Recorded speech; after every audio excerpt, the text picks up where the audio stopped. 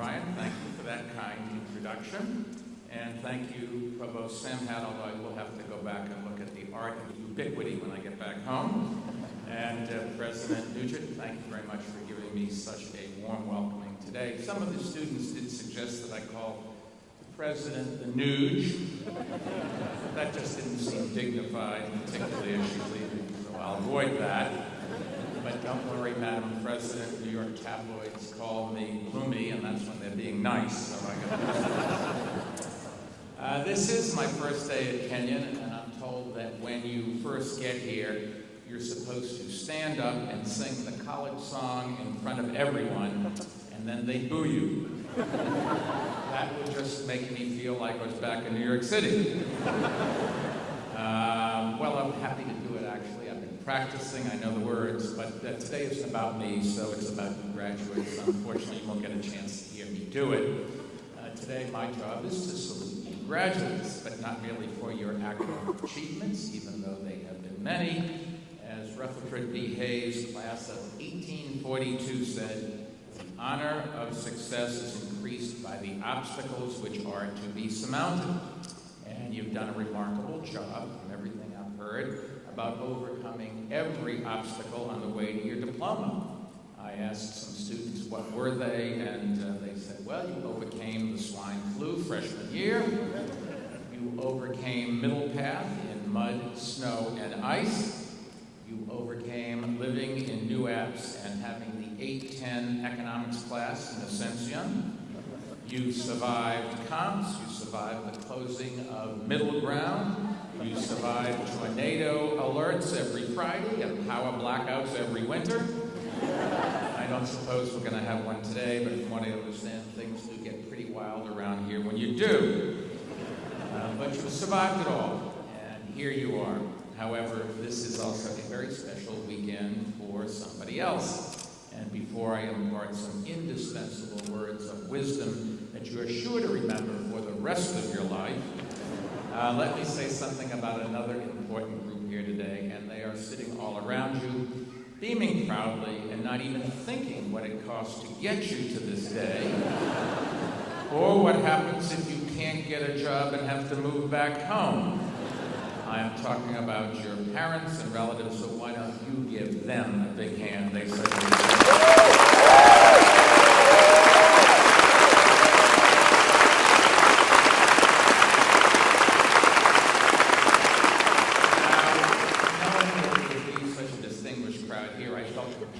to do my research before I spoke today. I really did want to understand the Kenyon experience. So this morning, I had hoped to visit the CAC, home of the nationally ranked men's and women's swim teams. Here we are.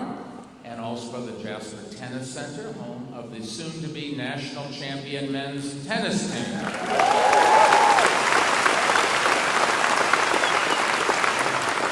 I had planned to go inside the upside-down tree, and I wanted to walk into Pierce, not stepping on the college seal. I just didn't want to jinx the speech.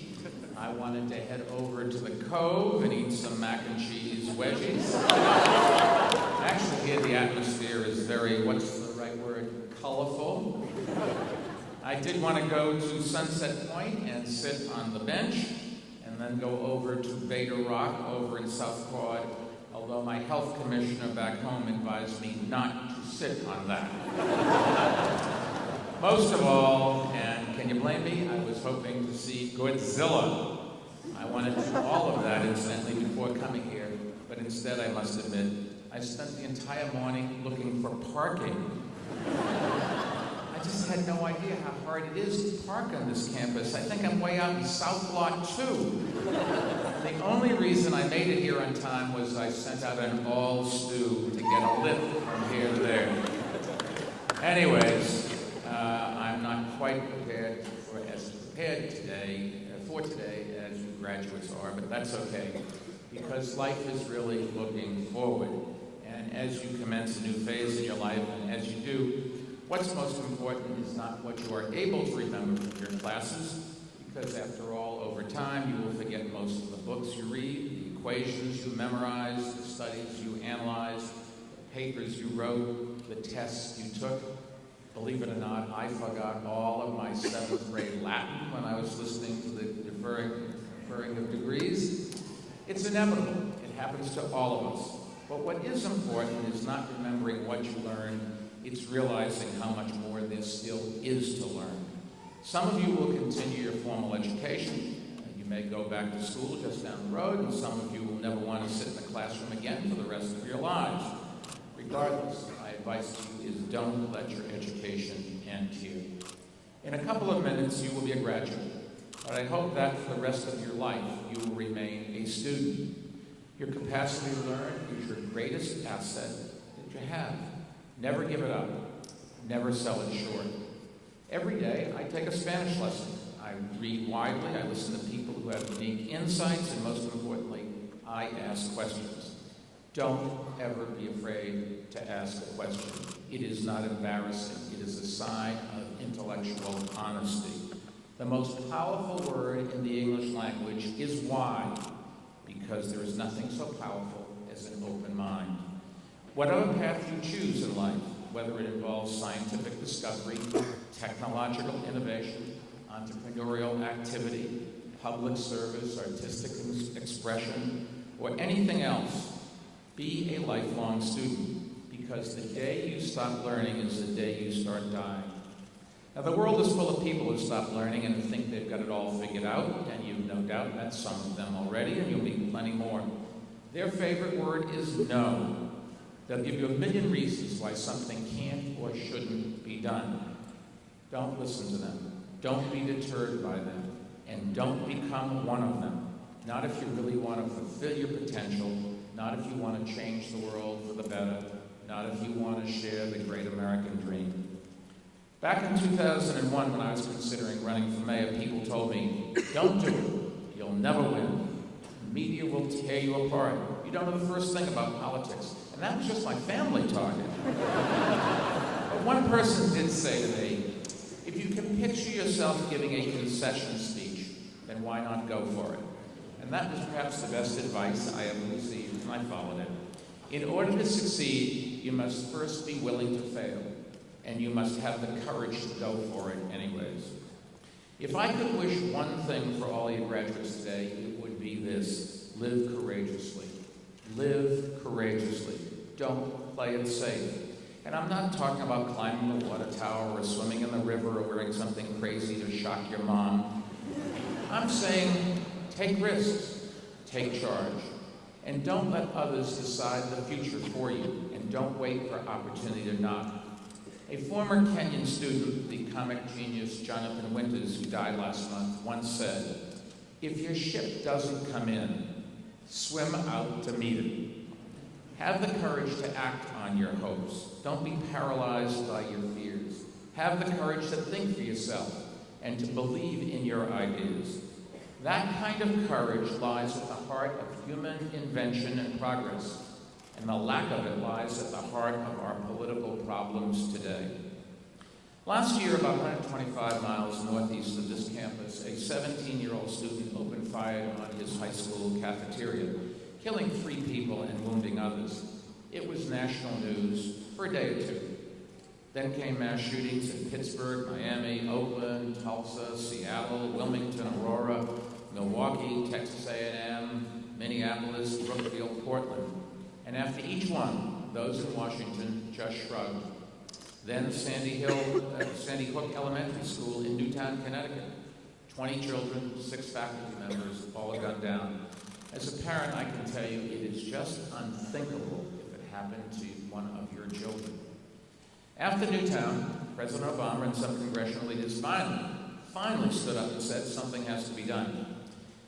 I did everything I could to support them and to push Congress to act, but our efforts so far have not been enough to pass a piece of legislation requiring background checks for all gun purchases that 90% of Americans agree with, including more than 80% of gun owners. Why?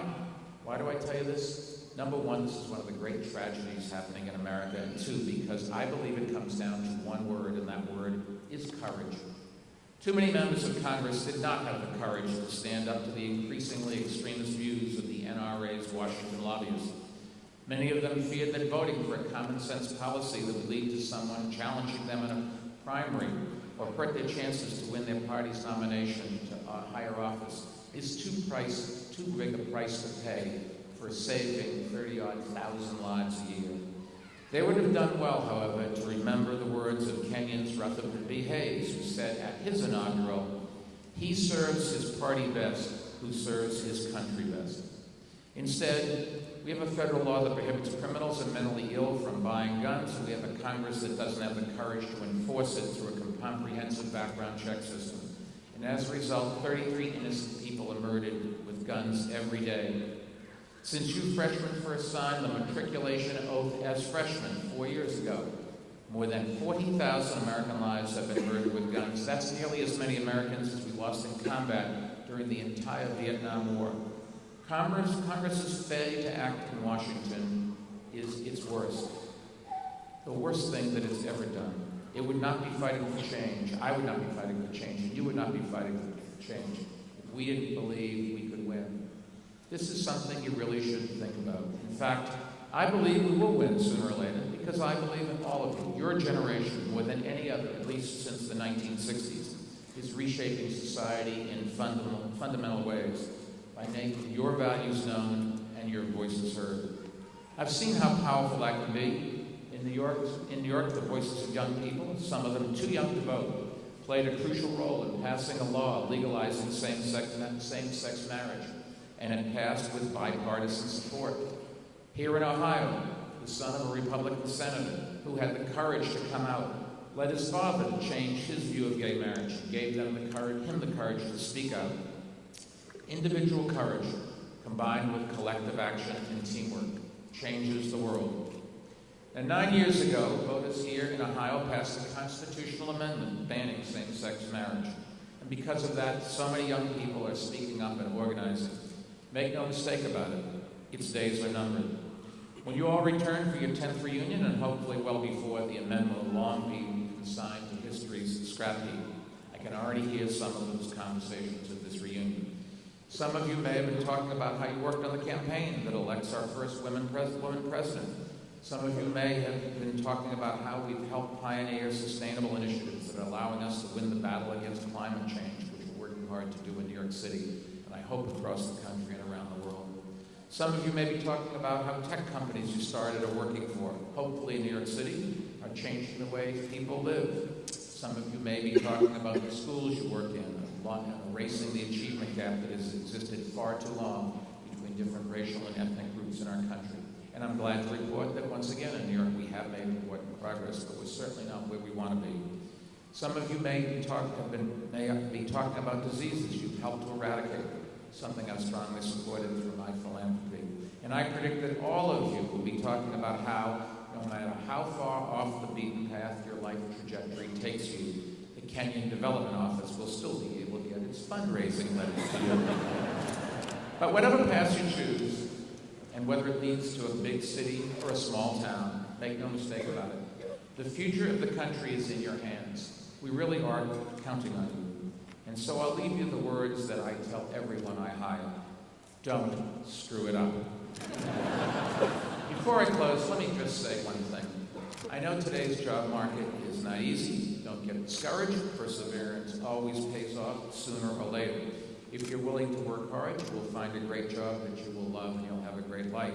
And if you continue to work hard, you'll find opportunities that continue to be rewarding. I can only tell you that I came from a family with no connections and no contacts. I wrote letters, I called, I knocked on doors, I asked friends to keep their ears open for opportunity. And that's probably why today, if I interviewed a recent college grad who tells me that he or she spent the summer curing cancer, bringing peace to the Middle East, and writing the great American novel, I might be impressed, but I'm certainly more likely to hire the person who tells me that he or her spent their summer working days, nights, and weekends for an auto body shop or a construction company in order to pay tuition or help with family bills. There is no substitute for hard work in life. And if you're willing to do it, if you're eager to do it, then the likelihood of you doing it well keeps going up. So tonight, when it gets to be Cove o'clock, have one last mac and cheese, and then get to work. And in the months and years ahead, when life isn't all cookie pies, hash brown triangles, and market dogs, remember, keep learning, live courageously, work harder than anyone else, and if you do, the fruits of your labor will be as plentiful and as bountiful as Godzilla. Congratulations to all of you. Good luck in life.